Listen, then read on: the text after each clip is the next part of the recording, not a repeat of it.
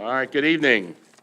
And I'd like to call to order this county board meeting on Thursday, May 22nd at 6:30 p.m. Roll call, please.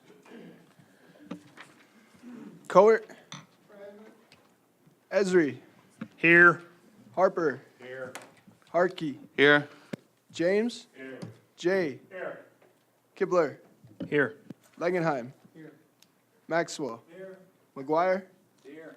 Michaels. Here. Mitchell. Here. Petrie. Quisenberry. Here. Richards.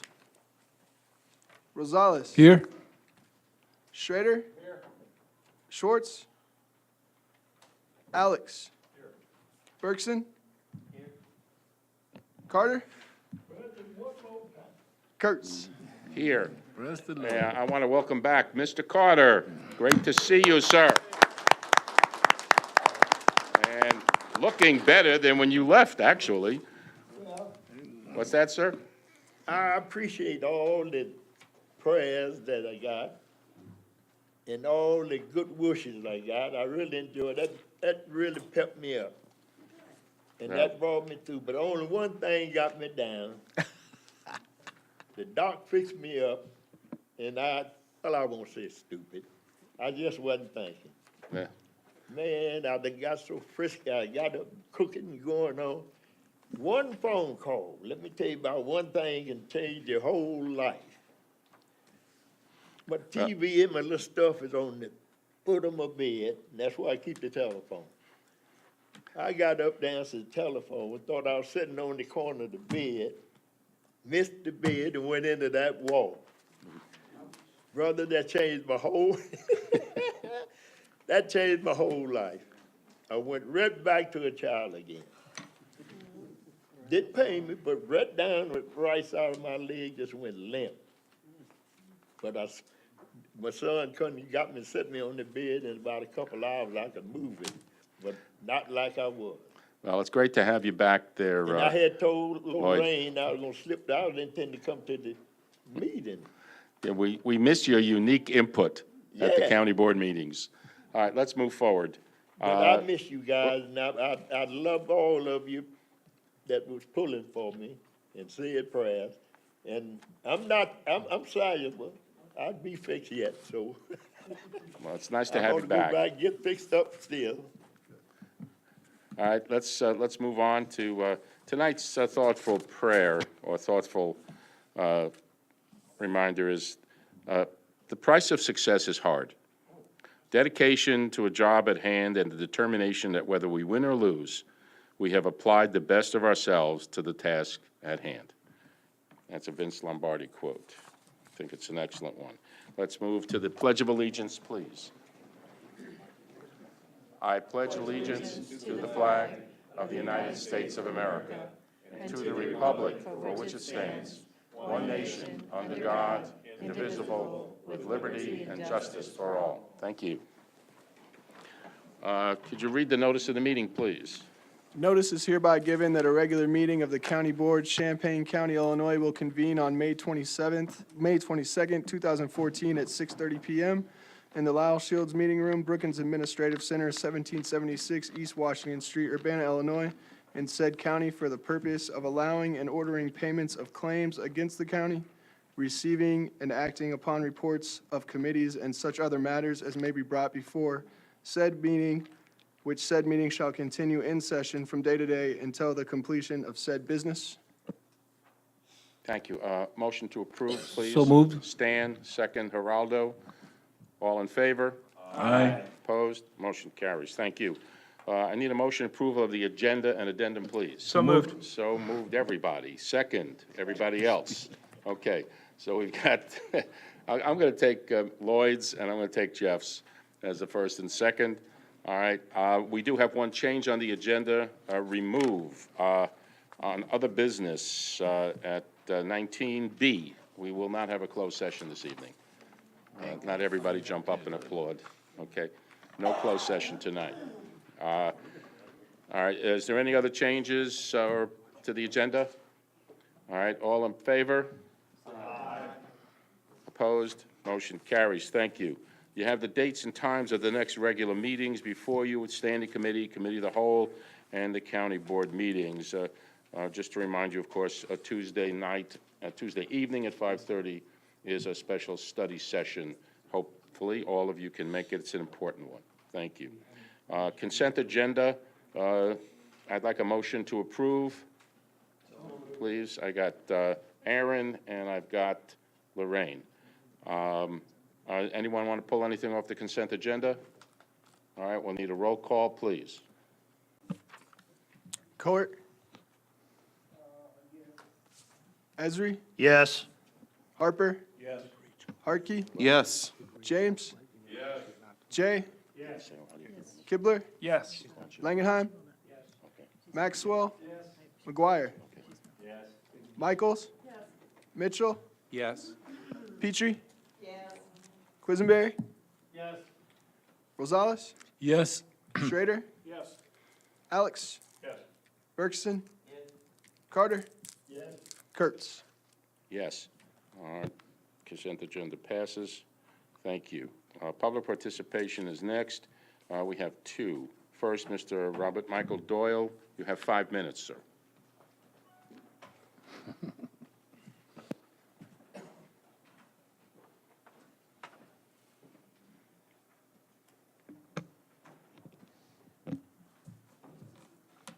My name is Robert Michael Doyle. I live at 105 East Green in the city of Champaign. I'm here about the item involving the proclamation towards the end of the agenda. Last Committee of the Whole, I read a incorrect version that was, and so tonight, for the benefit of the general public, I would like to read the proclamation that is before the board and on the agenda. Proclamation designating the month of June 2014 as Marriage Fairness Act Awareness Month. Whereas marriage of two people form the base of the family unit and helps to build a cohesive and successful society. And whereas the County of Champaign has been issuing marriage licenses to all couples since March of 2014. And whereas on June 2nd, 2014, the Religious Freedom and Marriage Fairness Act allows marriage licenses to be available to all couples in all 102 counties of the state of Illinois. And whereas on June 2nd, 2014, the Religious Freedom and Marriage Fairness Act allows all couples joined by civil unions may, at no cost for 1 year, have their unions changed to marriages dated from the day of their civil union ceremonies. Now, therefore, be it resolved by the Champaign County Board that the proclamation designating the month of June 2014 as Marriage Fairness Act Awareness Month in the County of Champaign, Illinois, is hereby approved. Presented, adopted, approved, and recorded this 22nd day of May, AD 2014. Obviously, I support what is there but I would like 2 amendments made to it. I would like, and each one of you has in front of you what I just read, plus the handwritten part, which is the text of the 2 amendments that I would like for you to adopt. And attached to that is a copy of the proclamation designating July 2011 as Respect and Celebrate Civil Unions Month, which was, as you can see, passed then. And I'd like to point out that that particular proclamation has more gay-specific language than what is before you tonight. Okay. The first amendment that I would like for you to adopt is to change the name from Marriage Fairness Act Awareness Month to Celebrate and Celebrate Marriage Equality. And second, I would like for you to add a clause reading, whereas all forms of legal marriage may be beneficial to the children being raised by loving couples, as well as to the people of the state of Illinois and Champaign County.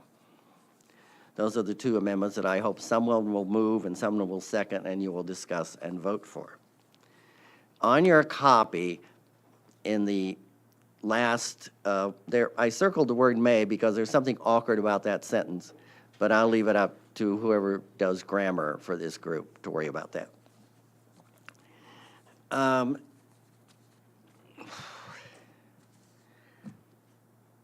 Anyway, for those who are opposed to this because they don't think they should be messing with proclamations, well, I've talked about that before. You should let your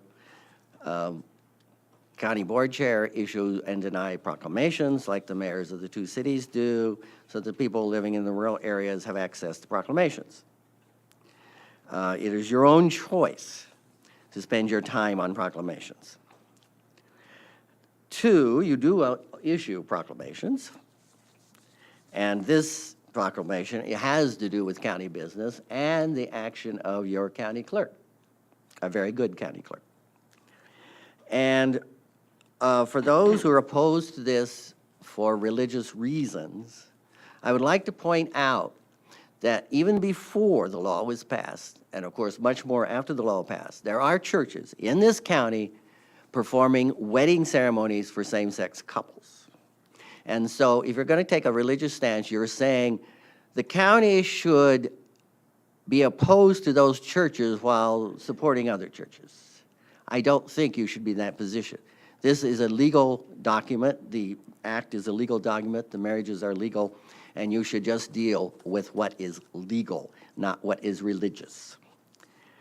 And the reason that I want to make it clear, of course, from the very Thank you, beginning. Mr. Doyle. Your 5 minutes is up. I'm sorry. Okay. Thank you.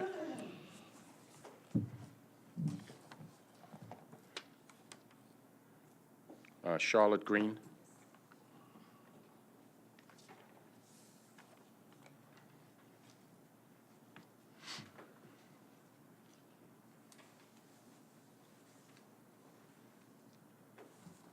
Yes, my name is Charlotte Green, and I live at 606 North Willis in Champaign.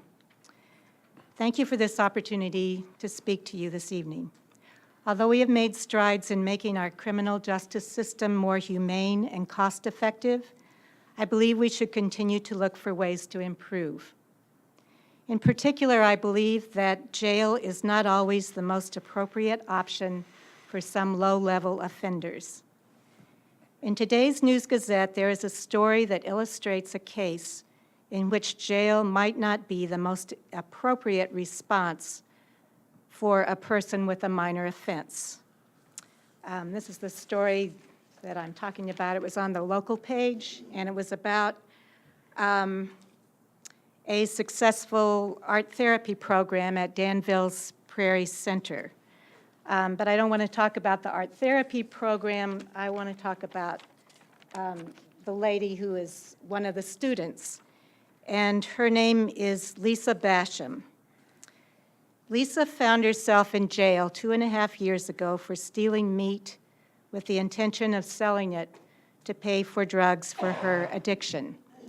So my question is, was jail the right option for Lisa Basham? So I want to tell you just a little bit of the story that's in the News Gazette.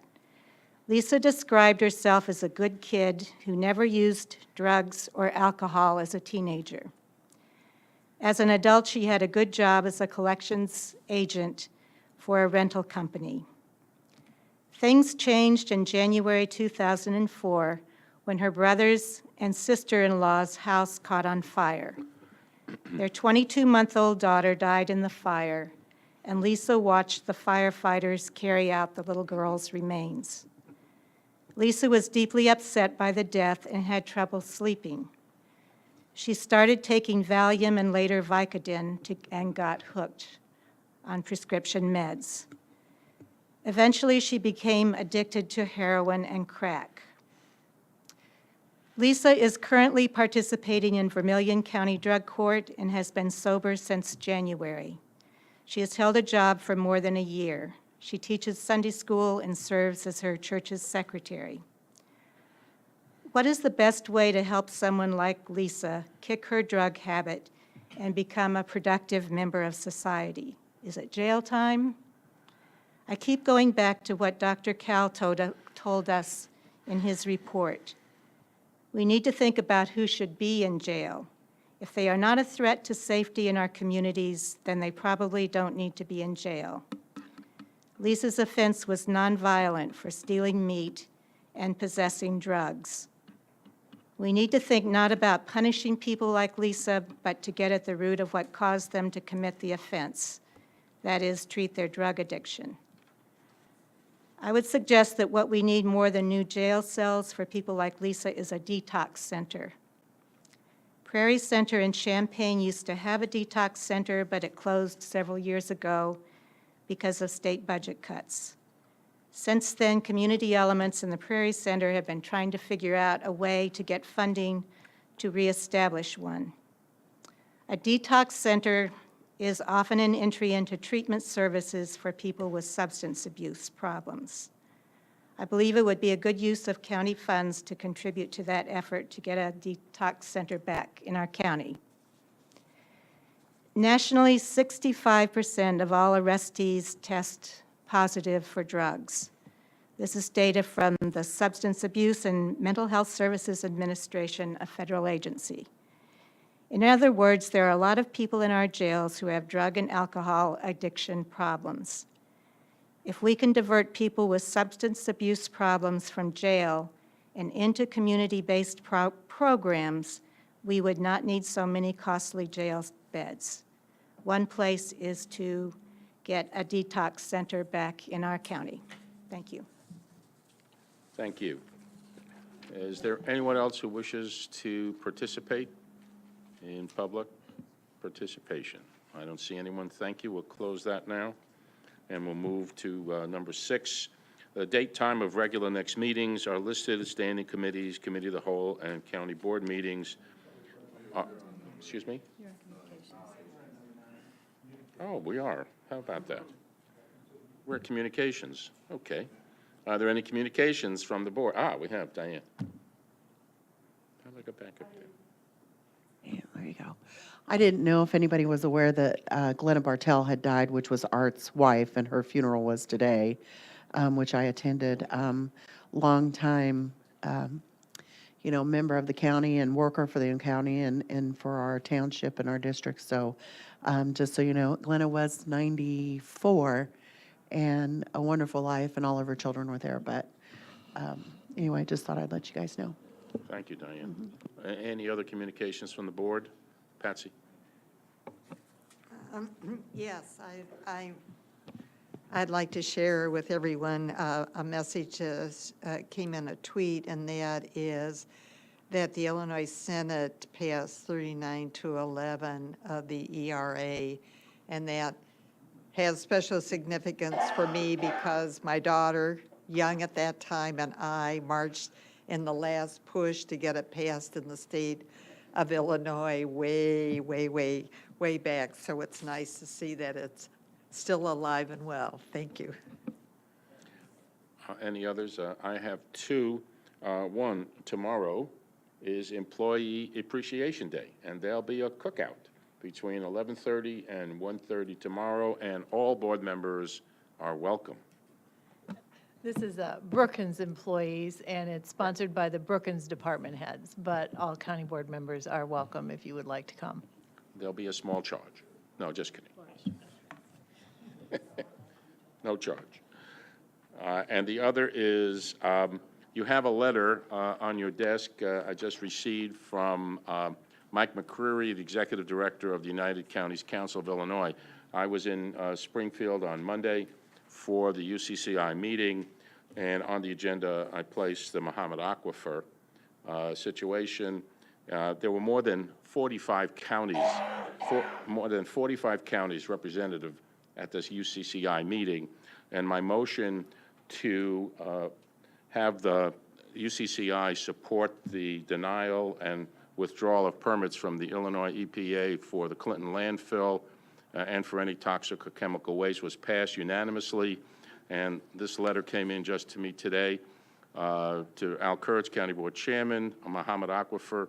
Please be advised that Mr. Bodies, the UCCI outside legal counsel, and I are in process of crafting a letter resolution reflecting UCCI's desire on the Muhammad Aquifer. In response to the motion passed at this Monday, May 19th meeting, UCCI membership. So we now have UCCI on board, and with the governor's letter, I think we're moving very, very close, perhaps, to a resolution on keeping PCBs and hopefully other toxic and chemical waste from above the Muhammad Aquifer. So we're getting close. Is there any other communications? All right, I'll close communications. I need a motion to approve the minutes, April 24th, 14. I have Max. Do I have a second? I have Mr. J in the corner there. Is there any other changes to the minutes? All in favor? Aye.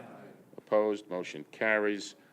Where is Scott? Oh, there he is. Scott, would you step up, please? And it's the Nursing Home Quarterly Report.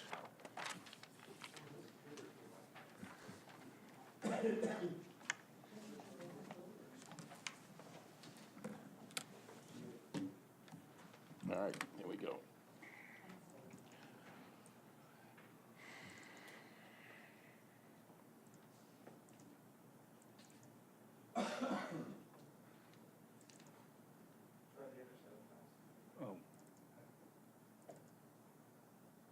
There we go.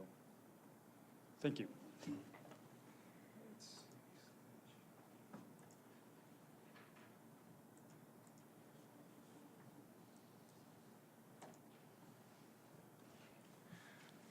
All right, good evening, everybody. Oops.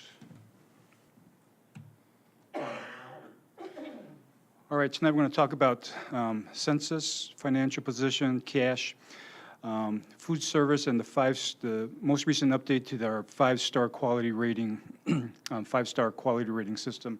And one item that I forgot to add to the top is continuing discussion on our turnover rate at the facility. All right, so this graph recaps our census, annual census from 2008 through 2013, plus our year-to-date census, which is through April. So it consists of December through April. So you can see our census so far this year, year-to-date, has been doing very well. So we're averaging 203.5, and basically we're at a point where we're exceeding our previous years so far. So obviously that's very good.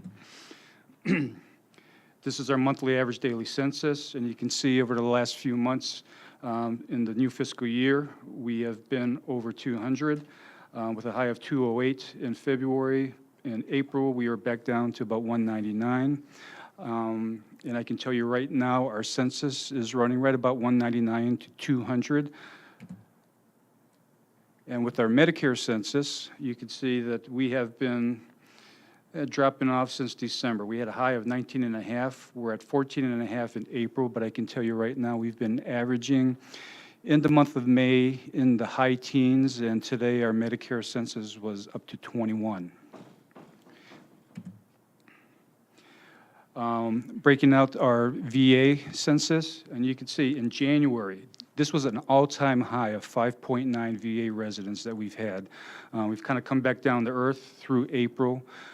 Historically, we've averaged 1 to 2 VA residents, but we renegotiated, I believe I mentioned this before, we renegotiated our VA contract late last year, and we are starting to see more referrals. In addition, our adult daycare program, where typically our census runs in the low teens, we are now running in the high teens, primarily to more referrals from the VA. So again, this chart shows our monthly admissions, and we've been pretty steady through the current fiscal year. We've been averaging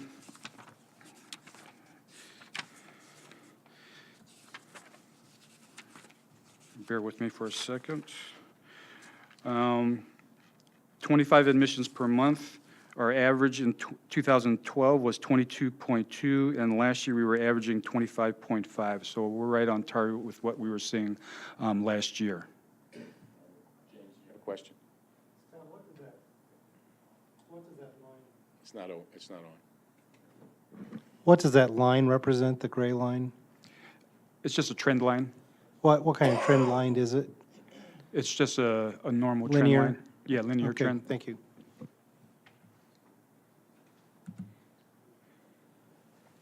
Our discharges have been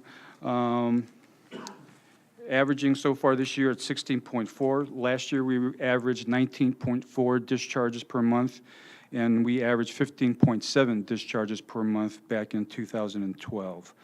So again, because we had a little bit of increase in discharges in March and April, that's led to our decreased census into the into the month of April.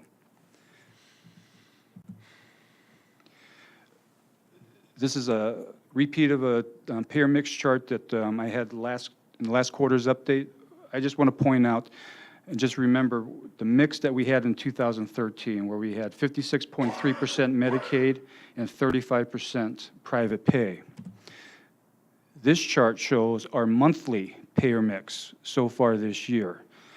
And the message from this chart is there's huge fluctuations in private pay and Medicaid, which makes this analysis or this chart pretty meaningless. And the reason why is because I'm pointing out the main reason is the number of Medicaid pending conversion days that we typically can have in any given month. So far this year, we have ranged from a low of about 100 conversion days to a high of 900 conversion days, meaning people that were booking in our statistics and our revenue as private pay, but when their Medicaid applications are approved, we have to convert those days. And right now, I mean, the problem is slowly getting worse because the processing of our Medicaid applications is not improving by the state. The best way of quantifying this is 5 years ago, if we had 10 caseworkers across the state processing 100 claims or 100 applications, we now have 5 caseworkers trying to process 120 claims or applications. We have our associations in conversation with our legislators in Springfield right now as part of the 2015 budget to try to get some relief for all of the homes. But the solution to the problem is they have to hire additional caseworkers, which means additional budgetary funds that are necessary to pay for them. James? I just wanted to thank you, Scott, for adding the VA line to this. I don't think that was on there before, right? Yes. Thank you for adding that. You're welcome.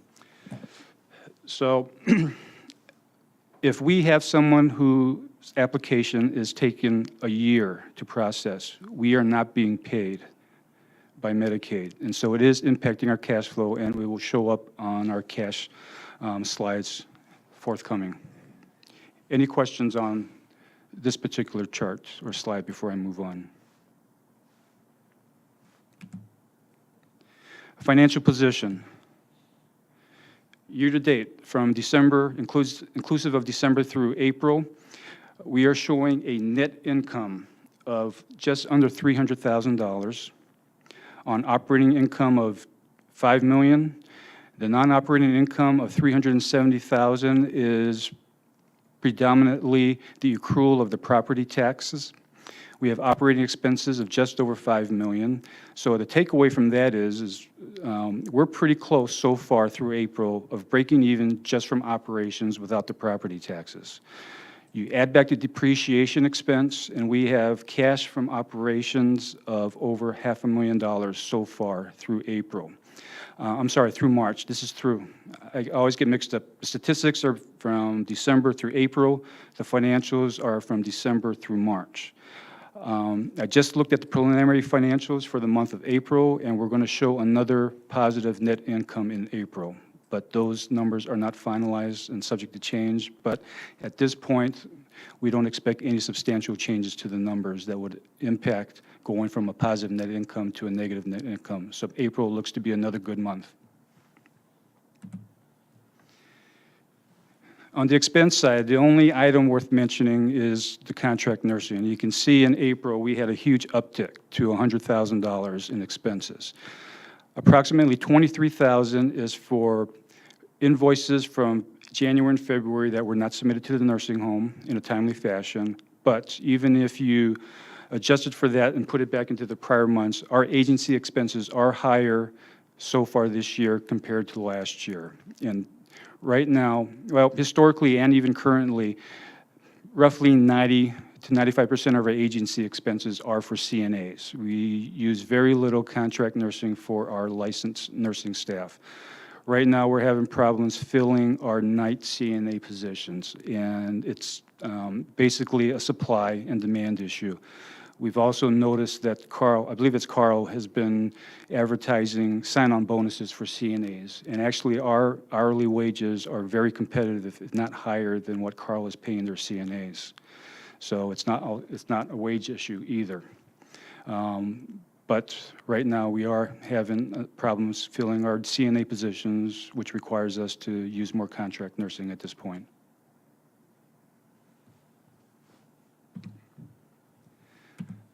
On the cash, again, this chart shows our monthly cash flow from operations, and again, from December through March, we're showing very positive cash flow. This chart again shows our cash, accounts receivables, and accounts payable, and again, the top line, the red line, is our accounts receivable. The bottom line is our cash, and through the month of March, our cash is at about $660,000. So again, the primary reason why our cash is lower than what I would like it to be, which would be closer to $1 million, is you can see on the accounts receivable line that it has been slowly increasing over the last few months. And the primary driver for the accounts receivable increase, there's two reasons. Number one, it is the Medicaid pendings. Number two, it is the IGT payments that we are not receiving on a regular basis from the state. So we are supposed to get a payment from the state for the IGT on a quarterly basis. They have not paid us for the last 2 quarters. We did receive a payment a few weeks ago, but it was roughly about $30,000. And we roughly anticipate about $200,000 every quarter in IGT payments. So we are behind in collecting those from the state. Now, why are they slow? I have absolutely no idea. They have not given us any reason why. They have been delayed, but we have not received those IGT payments. Again, that is a separate item from our Medicaid payments, which we are still receiving on a regular monthly basis. But our base Medicaid is about $130 per day, and roughly our IGT adds another $15 to $17 per day. Gary? Scott, could you tell us what IGT stands for? I think I know, but and where that money comes from? The IGT is the Intergovernmental Transfer Agreement that all the county homes in Illinois have with the state of Illinois. We are able to take credit for additional costs that a private facility cannot, and the state turns around and takes those additional costs to get additional federal matching dollars. We get a portion, a small percentage of those additional matching dollars that adds roughly $15 to $17 to our Medicaid daily rate. Scott, just for the record, we're talking deficiency of 370,000. Is that correct? Roughly. Well, you may not want to say it, but I'll say it. I mean, it's mismanagement, and it's a state that's broke. That's why we're not getting money. And so, period. You don't have to say it, I will. It's pure and simple fact.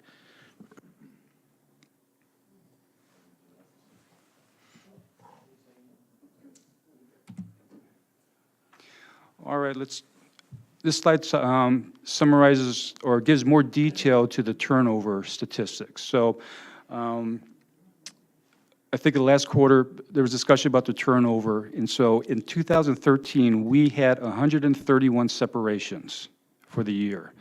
We have, at that time, at the end of the year, we had roughly 211 employees. So that calculates into a turnover rate of 63%. So what I've done here is broken down the turnover by tenure at the facility. So again, on the left, you have all positions, then you have CNAs and food service employees.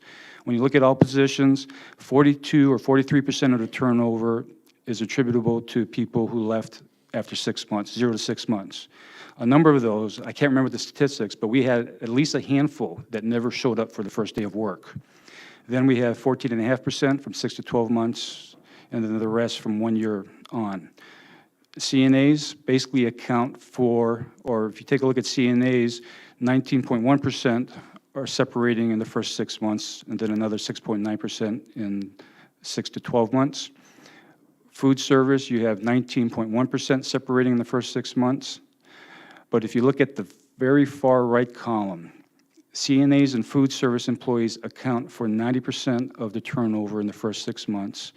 And again, you just go down the column, they account for a total of 76% of the total turnover in the facility. So obviously, the issues, no surprise, are occurring with our CNAs and with our food service employees. Scott, how do we get them past the 1 year into the 2-year program so that we can keep more? We're going from 31 to 8 in 2 years, from 19 to 31. Well, one of the things that we... What is that 1 year? What does that happen? What's happening at that 1 year? It's just the magic time. If we can keep them for a year, we'll keep them for a long period of time. But we have to get them over the hump. There's a number of issues, from trying to do a better job of orientation with our CNAs. We do also have some undermining with our existing staff that, they try to make our new employees' day at work a little miserable. I can't explain why they do that, but it does happen. We're looking at there's issues with our scheduling that we're taking a look at, and we're working with the union on. I mean, there's just multiple issues that are driving the turnover with these individuals that we're trying to work on.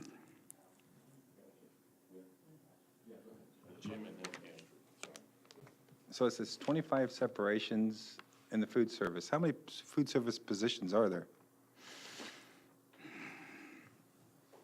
I believe there's about 25 or so. So almost every one of them disappeared in the first 6 months. Well, again, the other way to look at this is it's not we've had a full turnover. So what I calculated, and I don't have a chart for, is taking a look at our retention rate. So hang on, let me get to my notes on the retention rate, and I'll spit these out to you. The retention rate is the number of employees who have been at the facility for at least a year or more. So our overall retention rate for 2013, as of today, is 68.9%. The national average in 2012, the most recent data that's available in the nursing home industry, is 72.3%. So we're close. We're lower, but we're close. For RNs, our retention rate is 80%. The national average is 67%. For LPNs, we're averaging 81%. The national average is 75%. Our CNA retention rate is 72%. The national rate is 68%. So again, if we keep them for a year, we're keeping them for a longer period of time. Now with food service, no surprise, our retention rate is 27%. It's a big issue. Obviously, food service has been a big issue. One of the things that has led to an increase in separations is that last year we did start to hold our food service employees accountable for their jobs. And so we did have some turnover because of that, but we also have people leaving fairly often. So all I can say is, and we'll talk about in the next slide, that's the reason why we're looking at all options to try to improve our food service delivery. Well, Astrid, Chris, Geraldo. Microphone, please, Astrid. I noticed 19 CNAs left after a year. And I was just wondering, that is not keeping them. And I was wondering, if they have a year's employment, is there some place they can go somewhere else and do better? Someone else that will take them after a year's experience? Oh, sure. I mean, all the facilities are always looking for staff, so it's not for a lack of demand for the services. So, and I don't have any detail on the reasons why those 19 separated, how many were terminations, and how many left on their own. Do you do exit interviews? We attempt to do exit interviews with every individual, but the success rate in getting exit interviews is very, very, very low. You did say that there was CNNs were getting bonuses at other facilities. Is that? Carl Clinic has been advertising sign-on bonuses recently. Sign-on bonuses. Chris? Scott, just so I understand the numbers, if let's say in food service, if you hire somebody and they work for a month and they quit, then you hire somebody to replace them, and they work for a month and they quit, and you do that every month. That's 12 separations, right? Yes. Okay, thank you. Geraldo? What is the starting salary of a food service worker, annual or hourly? Is it above minimum wage, above $10? It's somewhere around $10. I don't know the exact figure. Are we paying above minimum or at minimum, or? I believe it's above minimum, but what I do know, it's very competitive compared to the other facilities in the area. And after a year of service, what is the annual increase, raise, I would say, after a year of service committed to the job at hand? It depends on the collective bargaining agreement. So for the last 3 years, is a 1% increase. 1%, so not much different than the first year. Okay, thank you. Okay, Ralph? Microphone, please, Ralph. Do you have any idea of the retention rate for food service people out in industry? I think the average retention rate for food service workers in the industry is probably somewhere between, I'm going to guess 70%. 70? Again, the national average is overall for all the positions is 72.3%. So I'm guessing that food service will be right in that area, 70 to 72%.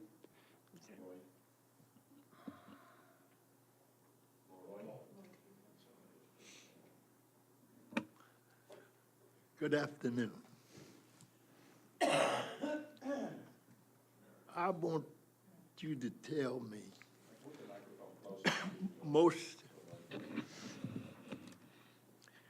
well, on a mishap, I'm down there now, I'm one of your residents.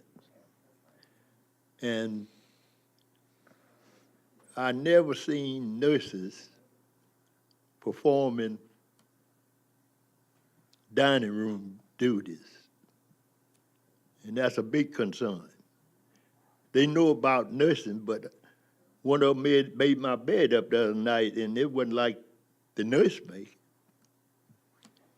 You have people, I think, doing different things down there, and they're not qualified to do them. Well, right now, to try to make sure that we're doing the best meal service, we basically are using all hands on deck with every mealtime because of the issues that we have within the dietary department. So yes, we do have CNAs and nurses, and we even have management staff that are helping out at mealtimes until we can get a stable group of employees and the proper management in place. Well, really tell me how many people that's in kitchen service down there that you know of. Right now, I'm not sure. That's the point. Now, I'm not bragging, but that's my field. I started out in that field. I went to school for that.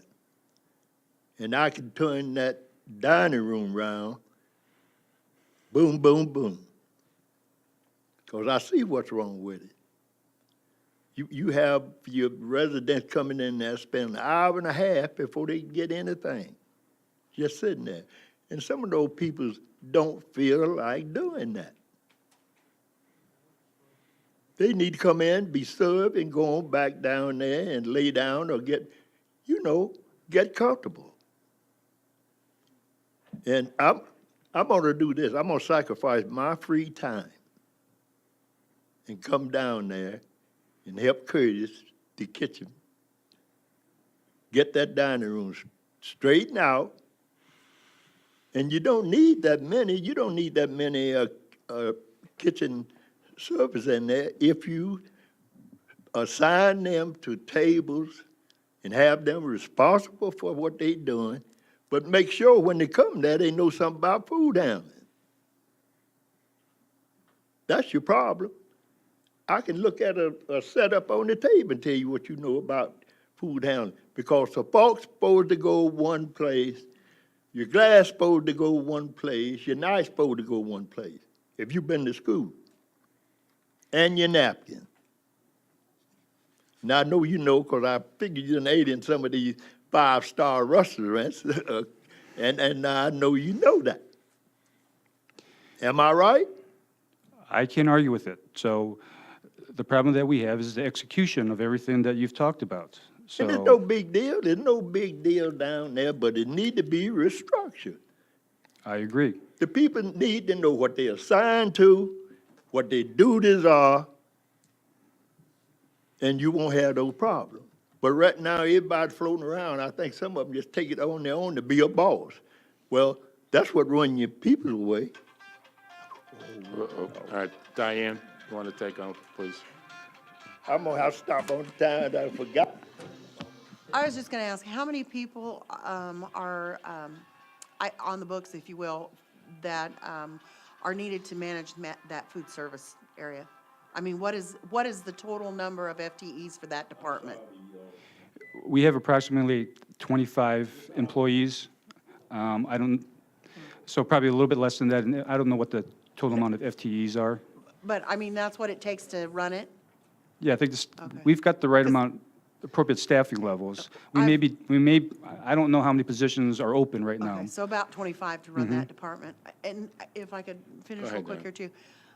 Unfortunately, I've kind of heard the same things that Lloyd has. I have some friends whose parents, both parents, and, you know, they're just waiting to be fed or waiting to, you know, get somewhere. And I understand that everybody's trying to help, but if we're already paying for those positions one way or another, then I would think that, you know, I don't know if you use temporary just to get help in that kitchen to help serve or things like that. I know you need somebody running it, which is totally different, but maybe that would at least be a little more efficient with getting everybody fed at a good time. We've talked with all the temp agencies, and they can't find any qualified applicants. The biggest issue is basically Food handling. finding people to pass the criminal background check. That really weeds out a lot of the applications that we get. All right, we obviously see the problem, Scott, and you're gonna, at the next report, we need to hear some improvement in the food service area. Okay, let's move on to the next, well, I'm sorry, Jim, go ahead, one more. Well, and I think they've touched on the problem, because I've heard the same issues over and over again, and we've been talking about it for months. And I don't understand why we sit and ask these questions, one about the wage, how much these people make in food service, and you can't answer that question. If this does affect the census of the nursing home, which is obviously an issue of whether it's a viable operation or not, or it's going to make funding. And I don't understand why you come to this board and can't answer a simple question like that. How many people does it take to manage the dietary? Why can't you answer that question? How many are there? Why are there so many people leaving the positions in there? And if the wages are an issue, which I think they are, it's been discussed many times, why isn't there a direct answer to those questions? And why can't you answer those questions? Well, again, I don't recall the exact number of FTEs, but I believe we have about 25 employees. The So how much do they make? Wage rate is What are very the exact competitive. amounts that they make? You can't answer that question. You didn't answer that question. When are you going to start answering questions? When are you going to fix the problem? They've given you different opportunities to correct it, and you haven't done it yet. And when are we going to fix the problem with the dietary? Okay, Scott, I guess you'll need to have a little bit more information for us. In fact, why don't you do this, when we finish tonight and next day or so, get those numbers for us, would you please, and transmit it to me, I'll get it to the board on how many are working, what's the attrition, and what are their pay on those, on each of the management. Patsy, one more answer here, then we can move forward, okay? Go ahead. I think it also would be helpful back to the earlier charts, as you were giving us the statistics of hiring and then people leaving, to break it down even finer as to what areas this is occurring in more or less within the home. Are there certain areas of the home where this really shows up, or is this across the board throughout the home? You don't have to answer now, but The slide- those statistics are really very macro, and we need those broken down a little bit more so we really can look at and target where the major issues are. All right, go ahead, move ahead, Scott. All right, the 5-star quality rating, which was just updated on April 1st. The home has improved from a 2-star to a 3-star rating. 3 years ago, we were at a 1-star rating. Our health inspections at this point are 2 stars. Our staffing is a 4-star rating and again, this is out of 5 stars. Our quality measures also has a 4-star rating. And within those quality measures, 10 out of those 18 quality measures exceed or beat the national averages for those measures. So, Yeah, Scott, you alluded that some of the staffs was making it kind of hard for other staff to complete their 6 months. I think that, like those people that would sabotage the job like that need to be weeded out, because people like working in a place that they can feel some kind of respect There you go. at, and also feel like they are a part of something. That's right.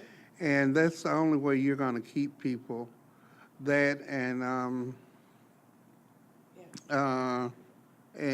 looking at the wages too. But they have to have some kind of respect when they're trying to do their job. Just for a follow-up on what Lorraine said, Scott, is that an issue of inadequate supervision of those employees? I mean, is there nobody watching to see that there's hazing and whatever you want to call it going on? I mean, is this a how do you address this issue? I mean, obviously you can't change human nature, but is this a situation where, we need more lower-level management keeping an eye on people to help the newer employees feel like they've got somebody to go to if there's an issue? I mean, Yes, are they essentially out there on their own? yes. I mean, we still have the dietary director's position is still vacant. We do have an assistant director position filled. We do have the supervisor's positions filled, but we don't have that lead dog to be able to really manage those employees on an effective basis. And again, this is a long-going issue with previous managers in the facility that weren't effectively managing the employees. So it's going to take time, and we've had turnover trying to get a better quality employee pool there, but we still have more work to do, obviously. And if I can follow up, is that confined to the food service area, or is that something you see with the CNAs and medical staff as well? It's predominantly or concentrated with the CNAs and in the food service. In the other areas, we're pretty stable. Okay, thank you. And that's the end of my slides.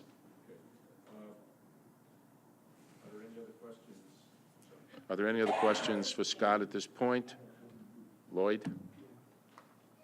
Well, I just want to let you know, Mr. Chairman, if you would grant that, I'll be willing to work down there for nothing, just to help. Well, Get that let's first straightened take out. care of your health issues so that Well- you can get around and do those volunteer works. But anyone at this table certainly has the right to go over and volunteer to help. If they want to help in food service, if they want to help in laundry, anybody here want to do laundry? It's okay with me.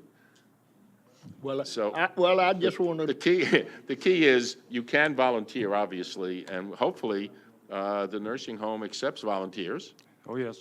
And if once you get back on your feet and you want to volunteer, you certainly can. all right. I just want to be respectful to you and the body. That's the way we should do things. Okay? And I have, everybody I meet is praying that we save that nursing home. That's all I hear.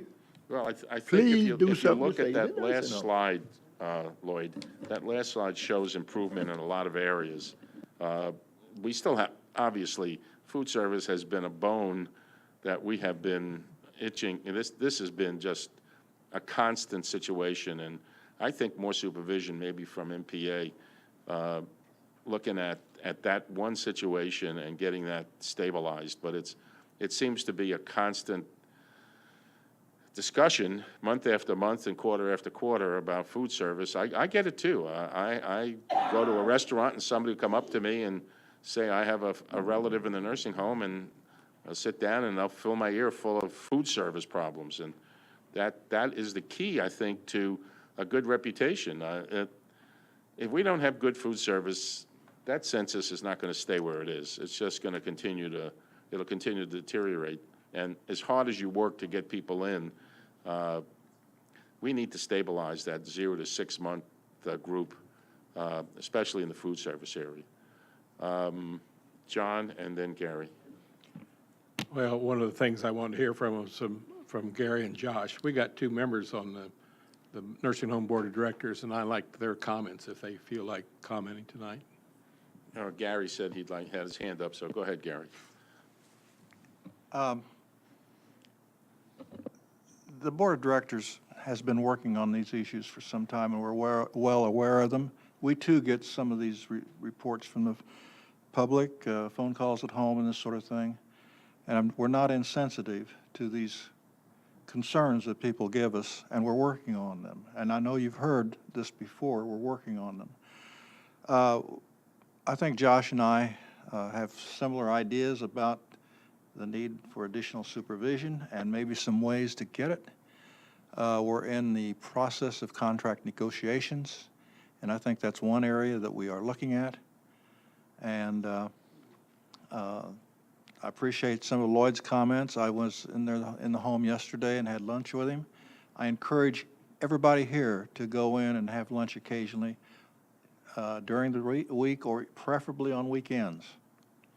And if you have folks in there to visit, I noticed I visited one man in there, he's terribly lonely. So pick out somebody that doesn't have to be anybody you know, but adopt somebody in there and go in and talk to them, and they'll talk to you. The home is not without its problems. I think every home in the county has some sort of a problem. They're all working against budgetary constraints and trying to do a good job. And most of them have the same problems of CNAs jumping from one job to another. I hope in time that, and maybe Scott can help me tonight with this, to be able to get student CNAs back in the home to intern.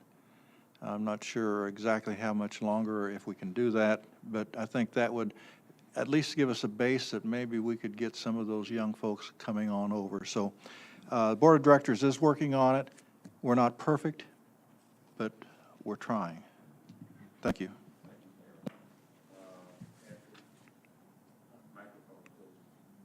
I also hear about this long, long wait for food. And most of the places I'm familiar with pass menus around in the morning, and the people order the day's food. Wouldn't that simplify a lot of this? We have a similar process in place. The biggest problem that we have is we are still waiting for the delivery carts to arrive at the facility. So right now, we don't have the ability to be able to deliver 20-plus trays at once to each of the dining rooms, which slows down the process. So it's been on back order. We're supposed to be getting it. I thought I had in the slide that it was going to arrive this week. It's going to be shipped out this week, and hopefully we'll get it within the next week or so. But that is a big reason that slows down the delivery of the trays, and that's been out of our hands. We've been talking with our vendor for almost on a daily basis to find out when we're going to get those carts, but they haven't arrived yet. But that will have a huge impact on improving the timing and the consistency of getting our trays delivered to the dining rooms. What did we do before? What we did before is we had steam tables in each of the dining rooms, and we served the food from the steam tables. Well, over the last few years, IDPH has been coming down very hard on facilities who are using steam tables because they are a safety risk to the residents, and it's also a sanitation issue with those steam tables. So instead of serving the food that way, we are now preparing all the trays in the kitchen. And so we made a purchase, a pretty substantial capital purchase for the delivery system, but the one element that we're missing is the carts.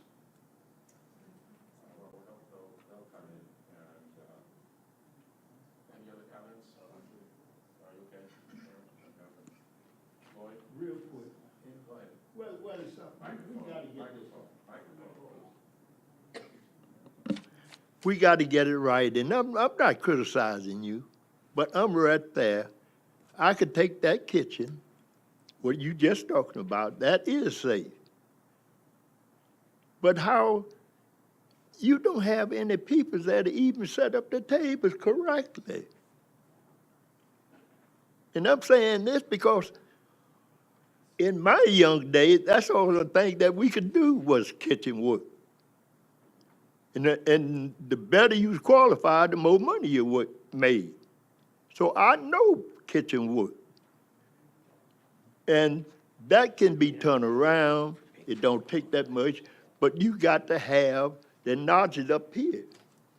Now, when I went in the Navy in 1950, I wanted to go as a signalman. You didn't have any cooks. The captain called me in his quarters and asked me, said, Lord, I know you don't want to do this because you think a cook is less than, I said, no, I really don't think it that way, but all my people, that's all everybody want to do is cook. And I got more petite up here than cooking. He said, well, we need some cooks. And well, you know, I couldn't buck up against him. I said, okay, Cap, what you want me to do? I served in the captain and the admiral's quarters and went to school during that time to get the education that I didn't have so I could work up there. And he told me I had a good job and he wanted to keep me in the Navy, but I had a better job home. And had done got married. So I come on back home. And that is true. And he said to this, cooking is no dumb job. I found that out. You have to have some education to cook. Right. I was just going to say, if they'd serve Lloyd's food at the nursing home, they wouldn't have any problems with the census. They all go in the Navy. Scott, thank you very much. You'll get some of that information for us ASAP. All right? Will do. Thank you very much. All right, let's move on. Standing committees, county facilities, you have a summary of action on each of the committee meetings in your packet. HELOC and highway are included. Let's move on to 13. Chris, you want to move on to finance, please? I do, Mr. Chairman. I move adoption of resolution number 8863, payment of claims authorization. Motion, please. Motion by Jeff, second by Stan. Motion was by Chris. Motion by Chris, sorry, second by Jeff. Any discussion? All in favor? Aye. Opposed? Motion carries. Mr. Chairman, I move adoption of resolution number 8864, purchases not following the purchasing policy. Second, please. Second. Second by Aaron. Any discussion? All in favor? Aye. Opposed? Motion carries. Thank you, Chris. James?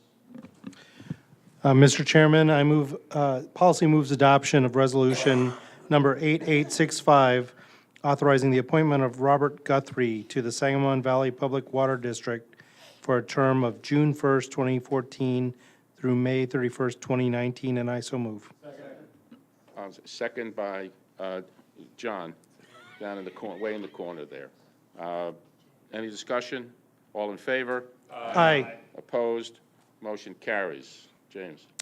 Next, policy moves the adoption of resolution number 8866. Second. Call a vote, please. Approving the proclamation designating the month of June 2014 as Marriage Fairness Act Awareness Month. Thank you. And I so I need a move. second, please. Second. Second. I don't have a second on the roll call. All in favor? Any discussion? Nobody's giving a second. Mr. Chair. I have a second. I only had one roll call. I haven't had a second. You made the motion. I'm looking for a second. Correct? What? A roll call vote, even if there's no second? Someone did? You ain't paying attention. Was there a second? Can we Okay, confirm? thank you. Okay, All right, that's what I thank you. needed. I needed a second on the roll call. All right, any discussion on this resolution? Astrid, I move we add Mr. Doyle's amendments. there's an amendment to the motion, adding Mr. Doyle's Second. amendments. Do I have a second?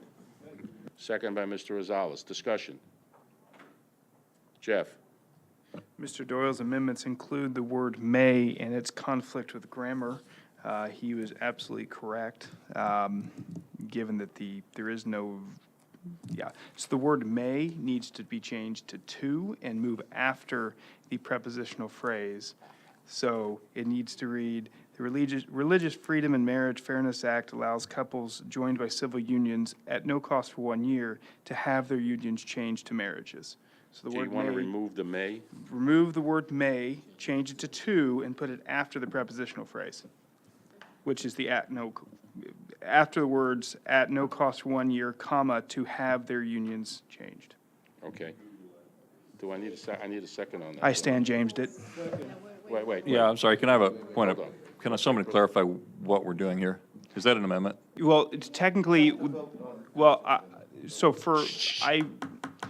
so Astrid's motion was to make Mr. Doyle's, all of his changes, but his changes include circling the word may. He asked for us to, well, just identifying it as a potential issue.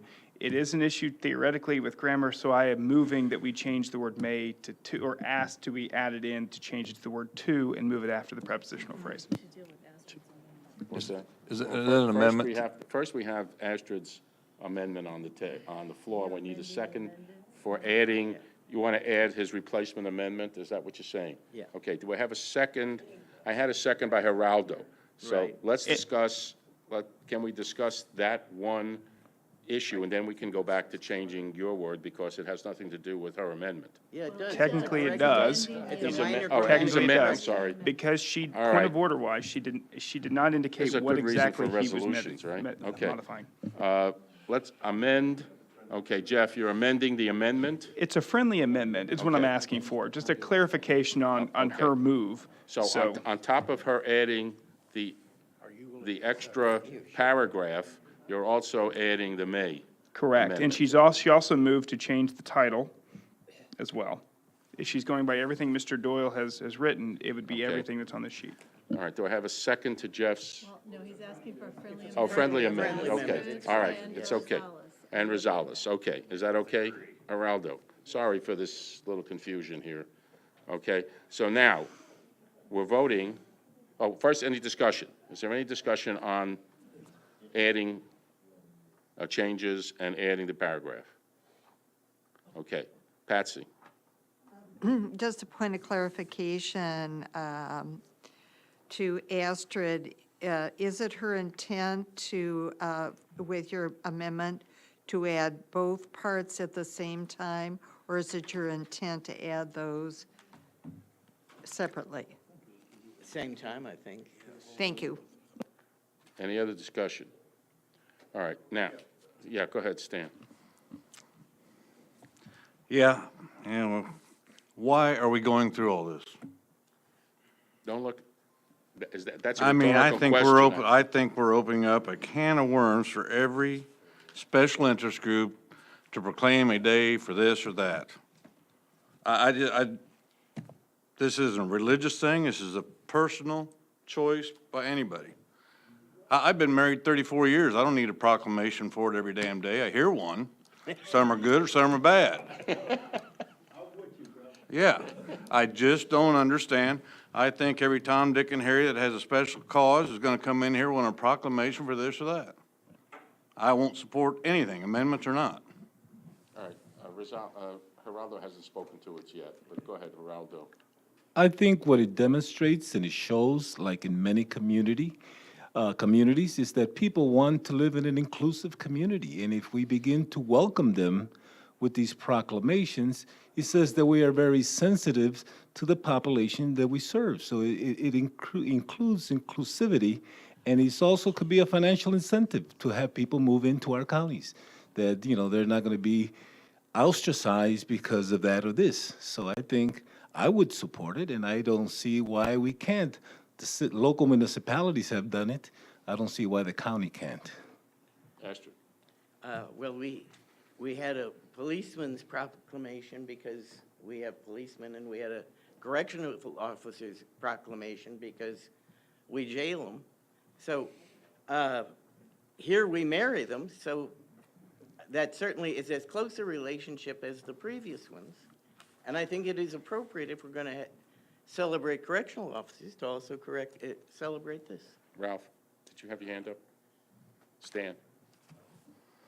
Those people are employed by the county or the cities and are a service to everybody. I mean, maybe we should have a proclamation day for the emergency managed people, the townships, and all the volunteers to help pick up Gifford then. Thank you, Stan. You could propose All that. right. Lloyd? I might well clear minds up right now. And I want to look at Mr. Doyle and let him know. I respect you as a human being. I love you. But to sit here and say that I didn't know what the Bible taught me, and my father taught me, and he was a minister of 3 churches. Now, if you want some aid or something, I can see it. I can vote on that. But to tell you that you're going to ask me to change what God gave us all laws. He the one made the law. No man have the right to change God's laws. It shouldn't be in politics. That's the wrong thing that ever happened to put that in politics. Wrong. And I don't know what idiot that read the Bible and then can't interpret what it means. Now, like I told you, if you can go back and read the book of Genesis and show me where I'm wrong, I'll come with you. Now, I done swore on the Bible. I'm a 32nd degree Mason. I done swore on the Bible that I wouldn't betray God.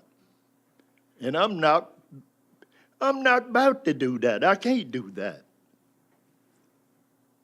That is my feeling. I love you and anything else, but I cannot say change God's word and make it legal for you to do that. Thank you, Lloyd. Geraldo? I just want to remind you, Lloyd, we agree on many things, and this is probably the first time I disagree, that there is a constitution in the United States that separates church from politics and separates church from the Constitution.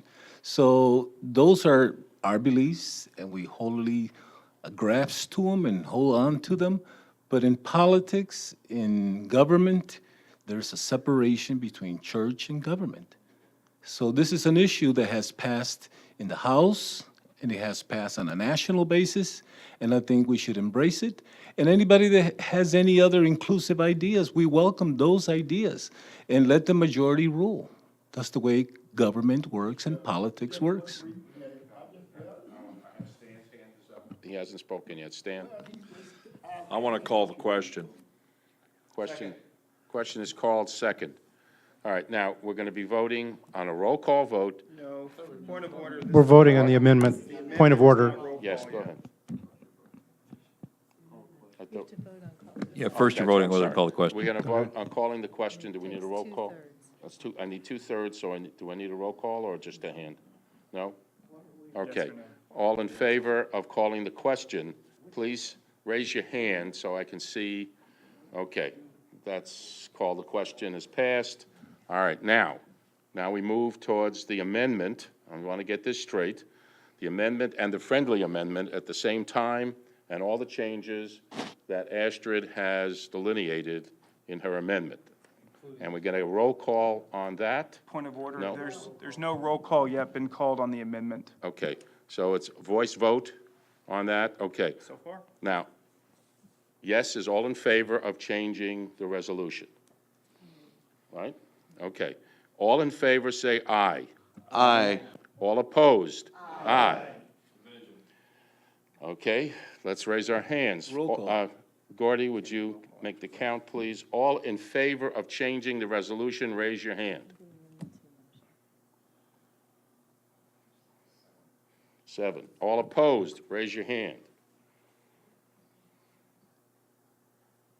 11. All right, the motion fails. We go to the main motion, which is the adoption of Resolution 8866 as it is. Any discussion, any further discussion on 8866? Jeff? I'd like a friendly amendment to, well, I don't know if we can do that, but just adjust the word may, so that clarification does get done. I would second that amendment. Okay, I have a friendly amendment to change the grammar of that one line. Is that, what's that? It's a plain old amendment. Okay. Any discussion on that? All in favor? Aye. Opposed? Motion carries. Okay, now, back to the main motion. Adoption of Resolution 8866, and James moved it, and a second. Are we having a discussion? Oh, Geraldo, do you want to say something? He seconded it. Regarding- Oh, he's No, seconding it, okay.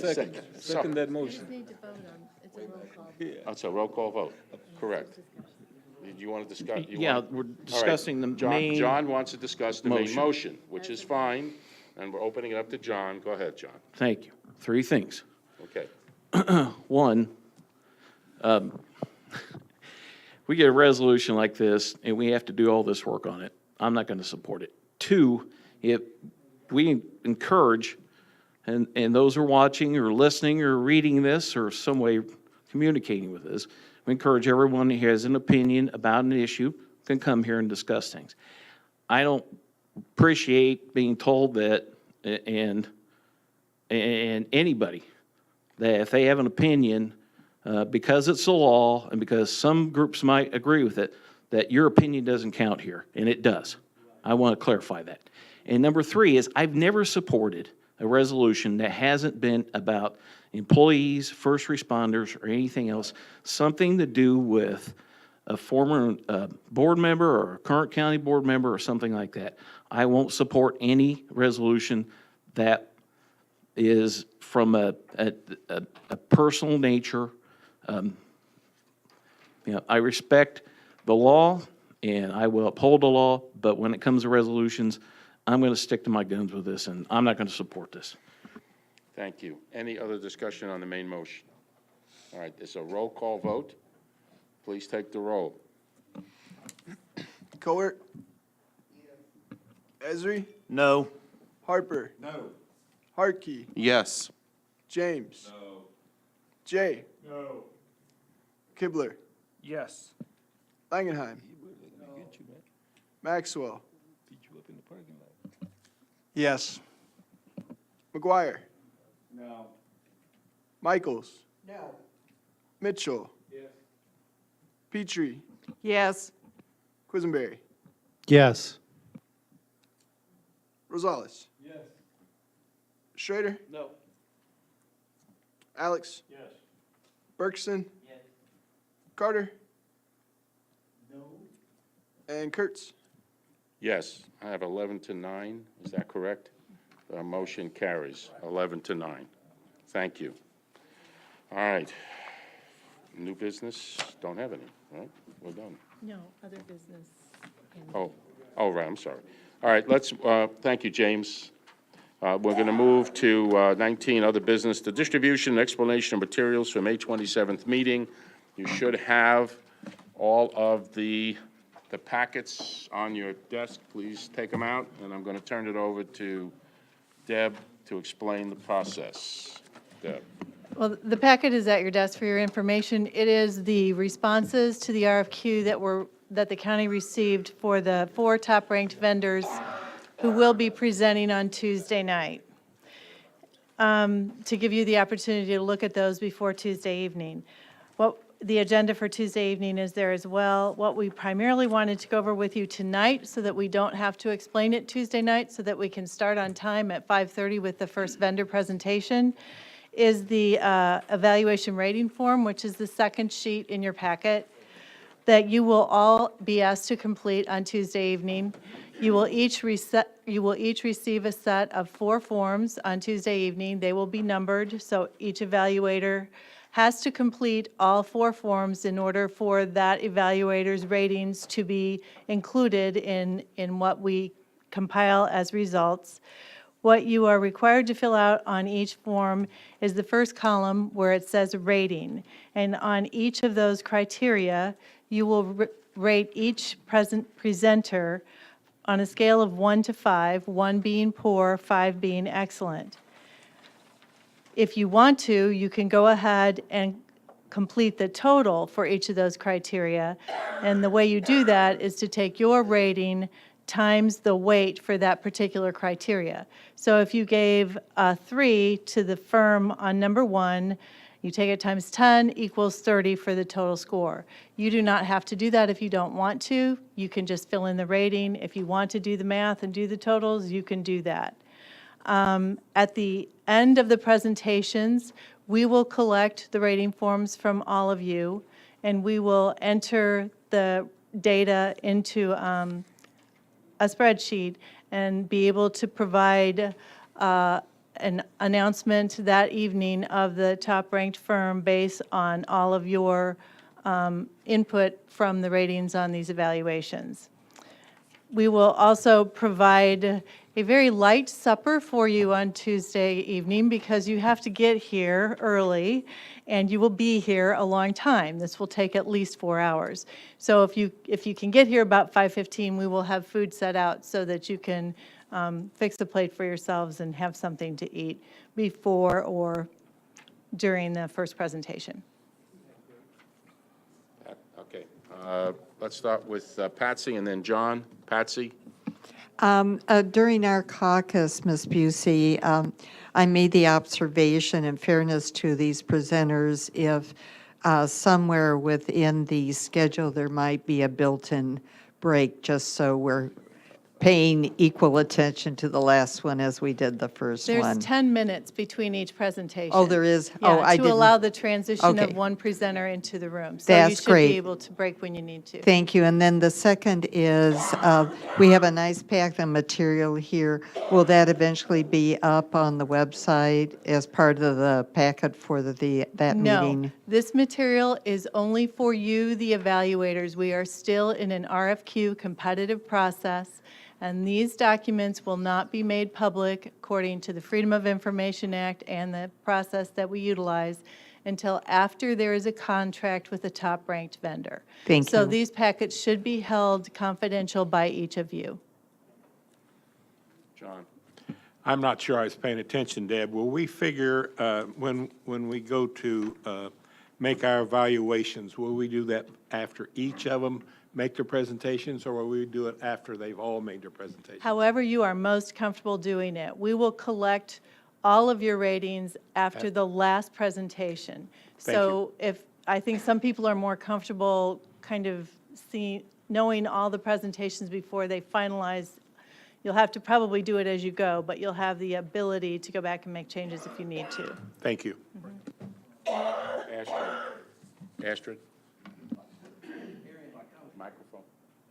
I'm very uncomfortable with these little things where you spread out, you list pieces of the action and then give them numbers, and we're supposed to do that. I remember when ILPP didn't even make the cut based on that. But some of the considerations were so strong, like the conflict of interest consideration, that people felt that they should make the cut and in fact be our choice, because this does not really give us control of the thing. And I wonder if perhaps we couldn't, the board couldn't vote directly on who they choose instead of doing it with these numbers that may not reflect what they think. The recommended process under QBS, which is state law, is that you use evaluation criterion like this, and that is ultimately how you select a top-ranked firm. Of course, this county board can take another action, but I think this process has to be completed, and it is a fairly objective way to deal with a decision that, where you're evaluating the credentials of a firm. And you will, by doing this, we have the firms ranked first, second, third, and fourth. And the process also indicates that you can't negotiate terms you start with the top-ranked firm, and if the contract negotiations fall down, you need to go to the second-ranked firm. And so all of this, by doing it this way, you have that documented, that a compilation of all of the opinions of the county board on these criterion, which have been determined through this process and are weighted to indicate what is most important to the county and what we are looking for, is how we will come to that determination. Aaron? Just speaking to Astrid and saying the breakout of it, not suggesting that maybe that this is how I'm going to do it, but I suppose there wouldn't be anything to keep you from, okay, I know which firm I want the highest, put a grand total down, and then going back and making the numbers work. And, I mean, ultimately, you could do that. Not saying that that's necessarily how it should be done. Wow. All right, Chris? I was going to point out, this is actually, if I remember correctly, the way that ILPP was selected, that there were 3 finalists recommended by the initial evaluators, and ILPP was added as a 4th by the will of the county board. But then when those 4 presentations were given, this is essentially the process that we followed on that night, and that resulted in ILPP being selected. And my understanding is that this is actually very similar in that it was the intention of the evaluation committee to send us 3 finalists, but out of the 6 that applied, I believe the committee determined that the 3rd and 4th place rankees were so close that they decided to bring us all 4. But I do understand, and Mr. Quisenberry can confirm this, or Mr. James can confirm this, but my understanding is that there was a pretty significant drop-off between the 4th place applicant and the 5th place applicant. So I think we are getting a fair selection, and I think we're doing right by all the presenters by taking 4 instead of 3. So I think this is almost identical to what happened with ILPP. So I would hope we would get an equally good result. Any other? Yeah. Okay. Lorraine? Yeah, is this a process we're using to select someone to build a county jail? No, this is hiring a qualified architect and consultant to develop a sheriff's office master plan for facilities and operations. But architect, it has nothing to do with them actually. We selected them in case we decide to build another jail. This will result in a master plan that you could utilize to move forward with whatever the county board decides to do about jail facilities in Champaign County. Whether it's remodeling, whether it's building, whatever it is, this is going to provide a master plan for that issue, which has been identified by ILPP, by the sheriff, by numerous others, as an issue that is a problem right now for Champaign County. Lloyd? Well, that kind of sounds good, Deb, but that seems like to me it's a kind of backdoor proposition. That the study's all right, but someday they're gonna go ahead and build those facilities. And I'm gonna tell you, I had time now, and I didn't want it because I feel, but I've been listening to the news. Nobody in this country wanna continue to build jailhouses. We got jobs now that our young people and old can't even fill them because they're dumb. We're supposed to be the civilized nation in the world. So why are we just continue on to house and make garbage out of human beings? It don't make any sense. And, well, see, this is what's wrong, Mr. Chum. We don't take time anymore to take care of people's business. We have been discussing this for 2 years, talking about justice, social services. I'm sorry, reentry programs. We've been talking about diversion programs, how to work the facilities so that we can reduce the jail population. We've been doing this for 2 years. We're trying to move forward on this. This is a. But you have been Well, successful. this is a plan because we don't have the facilities for women, we don't have facilities in downtown that are proper for our jail inmates, and we are the lowest census of jail inmates now we've had in 10 years. What we're doing is trying to move forward with this program so that we can look and see how our facilities will meet the needs of mental health, of physical health, of socioeconomic health, and how to keep the jail population low. And we're doing that now, and we've been working on this, and we've been following a lot of your philosophy on how we can do this. But this is the next step in the process, and that's where we're going now. What it gonna cost, Mr. Chairman? What's that? What it gonna cost us? Well, that's what this is all about. We're going to find out costs on everything that we Now. need to know about so that we can make a decision based on information and facts, further information. That's all this is about. Right. Okay? And that's it, right now. Well, what I just heard of you, now, you both didn't think I understood what you were saying. Why you got to do that, have a facility to educate somebody in the school building? Why you got to have jailhouse facilities? And that's just what you just said, that this old boy understands language pretty good. Okay. Thank you. John? I'm getting a little frustrated with this jail issue. I don't know why people can't understand that we're going to have to do something to the facilities we got. And it's not necessarily about building new facilities. It's about taking care of what we have, which we haven't done since I've been on this board. Right. And this is a process to take care of what we have and make it right and usable. Chris? Amen, Chief Jay. I think that, I think we've been wrestling with issues, and these are not incompatible issues. I mean, I would hope that there's nobody on the county board who believes that somebody who doesn't need to be in jail should be in jail. But I would also hope that there's nobody on the county board who doesn't believe that for those people who are in jail, they have the right to facilities that are safe and in which they and the staff can be accorded the dignity they deserve. Thank you. Astrid? Microphone. Again, Oh, man. to a number of This us, is a joke. whether or not the firm is local or not makes a difference. We'd rather keep the money in Champaign County. I see nothing in there about weighing that in, and I think a lot of us would like to weigh that in. During the evaluation process, it was weighed in, and we did look at that, and that's why we narrowed the scope down. But I'm astounded to hear you say that when the last person we hired came from California. So sometimes what I hear isn't what is preached. All right, James?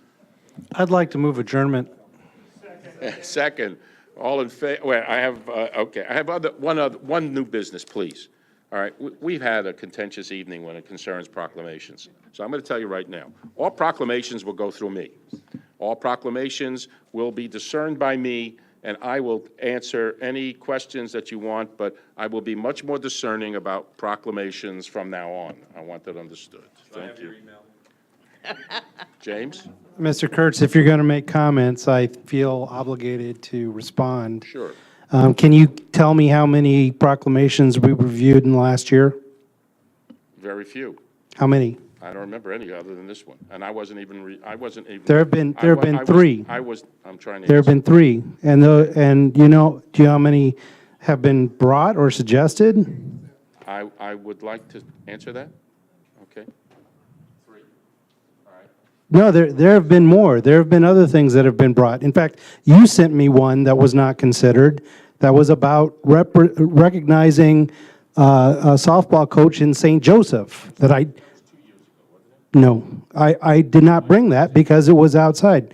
I take your comment here as a slight on my discernment, and I'm not going to ignore it. It's not on yours. First of all, I was not appraised of this proclamation before it was placed on the agenda, and I had to hear it from someone else. All right. I thought that I certainly should have been appraised of any proclamations that are going to be placed on the agenda. So I will still say that I will ask you, if you have an agenda proclamation, that it go through me as well. Thank you. Motion to adjourn. Am I going to get a motion to adjourn? Thank Jim. Aaron? Thank you. All in favor? Aye.